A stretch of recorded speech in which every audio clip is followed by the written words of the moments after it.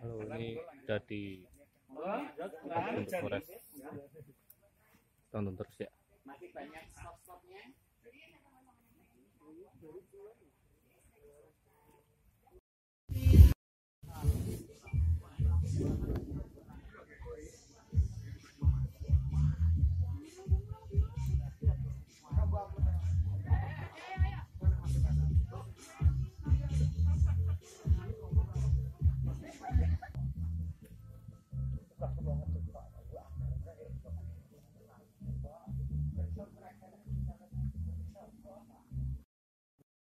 Ferianto, saya mengelola Baturadden Adventure Forest ini sejak tahun 2008.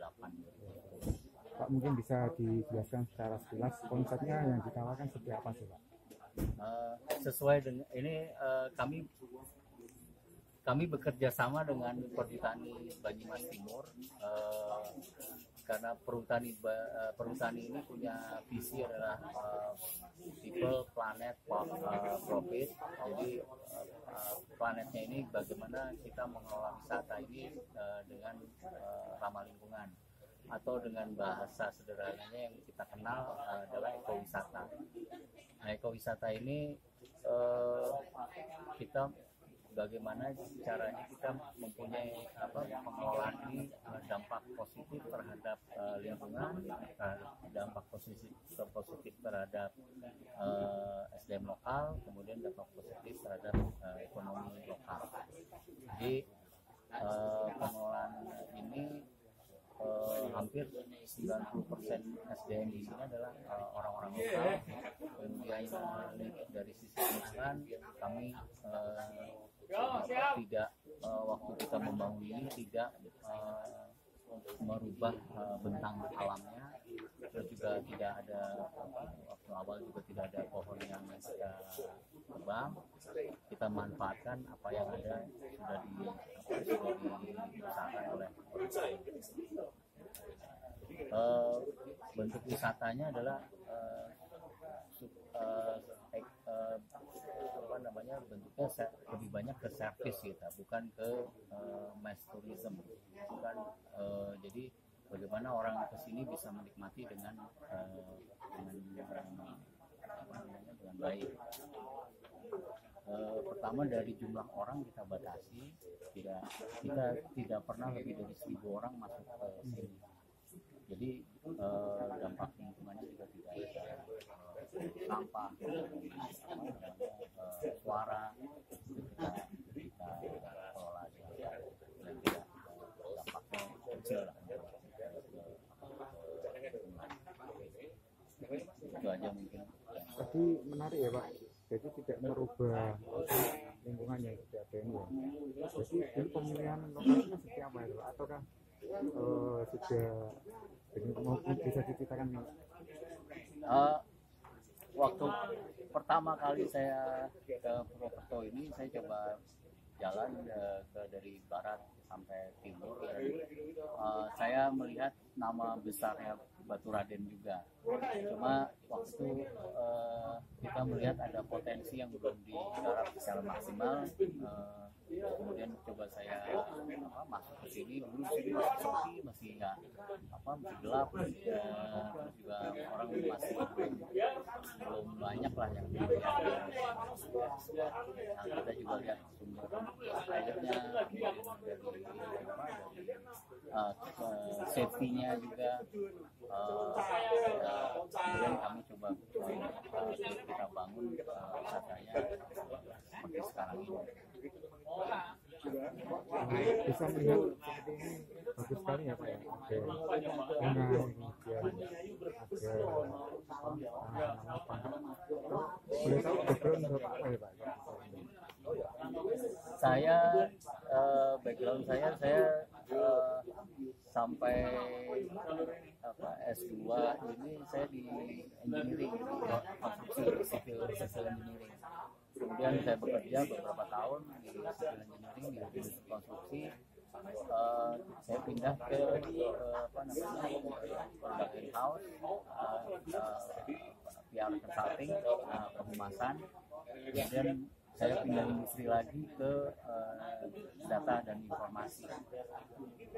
Tahun 2008 saya coba melihat bagaimana dengan pengalaman yang saya punya ini, kapasitas pengalaman kapasitas yang saya punya, saya coba masuk ke industri yang baru ini, industri wisata. Ternyata banyak hal yang bisa kita dari pengalaman yang berbeda-beda, bukan di wisata ini. Perspektif saya bisa dari beberapa macam.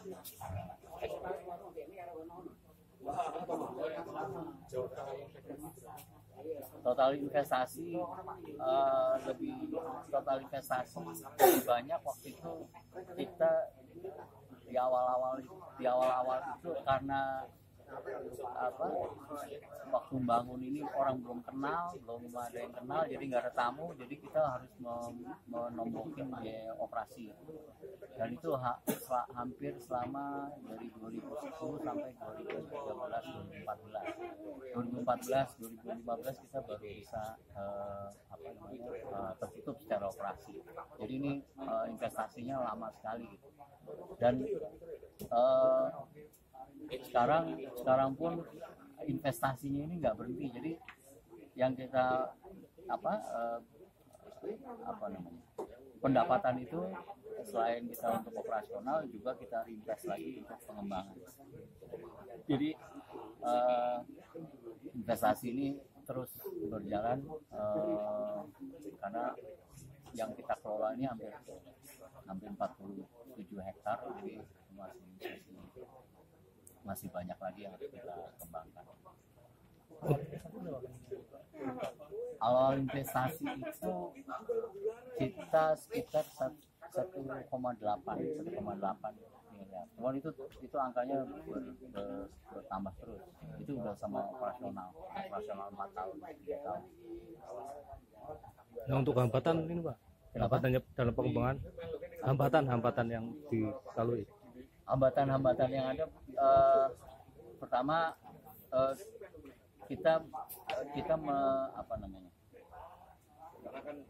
kita coba membuat produk segmen produk baru. Jadi hampir waktu itu tidak ada di sini segmen yang menengah ke atas. Kita harus meyakinkan klien bahwa ini adalah tempat mereka. Itulah yang mungkin dari satu sisi dari marketing ke klien-klien kita.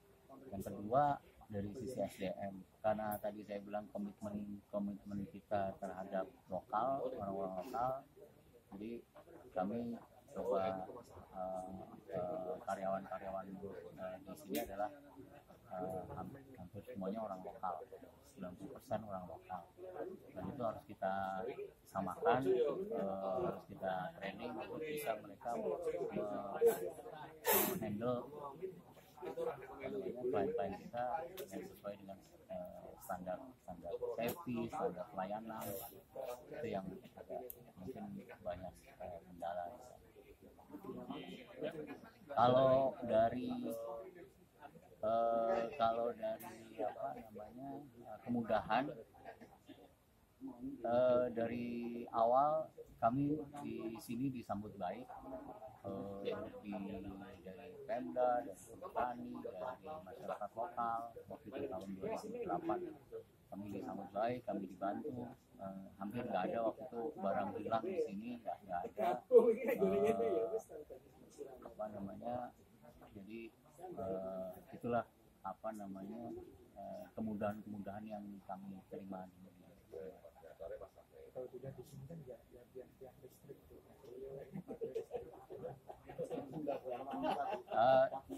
itu lagi kembali lagi ke prinsip ekowisata. Jadi ekowisata itu bagaimana kita konsumsi itu tidak sebisa mungkin dari lokal. Jadi dari bahan makanan, dari orang lokal, kemudian dari apa yang kita pakai, itu kita coba pakai dari sumber-sumber lokal, termasuk dari sumber energinya. Kita coba sumber energi ini kita coba dalam 4 tahun ini kita coba pakai pembangkit listrik tenaga air. Yang kita masih belum bisa adalah masak kita masih pakai tenaga gas. Nah, ini kedepannya coba kita develop lagi bagaimana ini kita bisa pakai kayu bakar atau biomasa. Biomasa ini bisa kita ambil di sekitar sini. Jadi klien-klien kita waktu datang ke sini bukan hanya mereka menikmati, juga mereka tidak memproduksi emisi karbon besar. Jadi itulah yang kita coba jual di sini. Jadi mereka berwisata ke sini, mereka dari tadi yang mereka tidak memproduksi emisi karbon, kemudian juga apa yang mereka bayar ke sini 1%-nya itu untuk konservasi. Program-program yang sudah berjalan di biaya 1% itu kami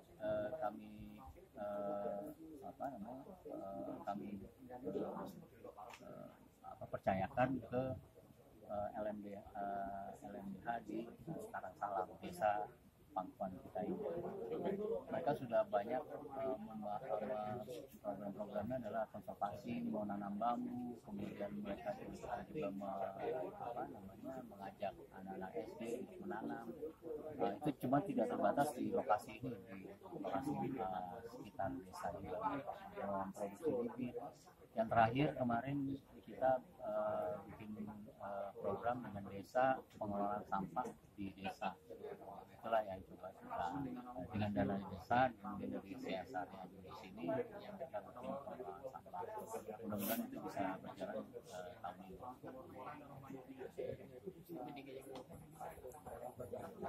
Di sini sementara ini yang waktu kita bikin itu hanya 1.000 lembar. Kemudian kita bekerja sama dengan Fakultas Teknik Mesin di Trisakti. Mereka coba desain, dan ini mudah-mudahan kita bisa menghasilkan sekitar 5.000 lembar. Ini kerjasama dengan Trisakti terus berlangsung. Mereka mengirimkan mahasiswanya ke sini, kita bangun PLTA.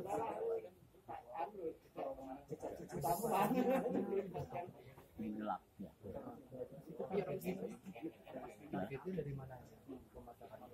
Target pemasaran kami ke perusahaan-perusahaan. Kemudian ada juga kami